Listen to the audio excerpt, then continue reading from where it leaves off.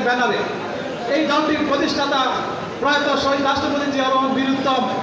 এই দল প্রতিষ্ঠার অনেক ইতিহাস আছে, সেই ইতিহাসগুলো বলতে গেলে অনেক সময় লাগবে। শহীদ জিয়াউর রহমানের কখনো শহীদ জিয়াউর রহমান একজন সেনানায়ক ছিলেন, তিনি কখনো এদেশের রাজনীতি করবেন, রাষ্ট্রপ্রধান হবেন, এই ধরনের কোনো আকাঙ্ক্ষা শহীদ রাষ্ট্রপতি জিয়াউর রহমান ছিল না।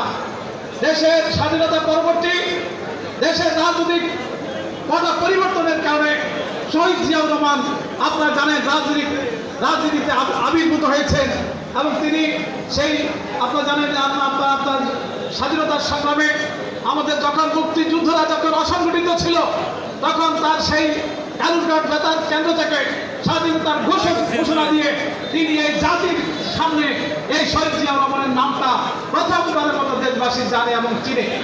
তার এই ধারাবাহিকতা আপনারা জানেন 7 নভেম্বরে একটা ঐতিহাসিক সিপাহী জনতার এর পূর্বে অনেক ঘটনা প্রভাব আছে, সেগুলো আমি বলবো না। 7 নভেম্বরের মধ্য দিয়ে এদেশের রাষ্ট্রের নায়ক হিসাবে তিনি রাজনীতিতে এবং রাষ্ট্র নায়ক হিসাবে আবির্ভূত হয়েছে। 7 নভেম্বরের ধারাবাহিকতা আপনারা জানেন, তিনি উপলব্ধি করেছেন আওয়ামী লীগ স্বাধীনতার যে আশা আকাঙ্ক্ষা, সে আশা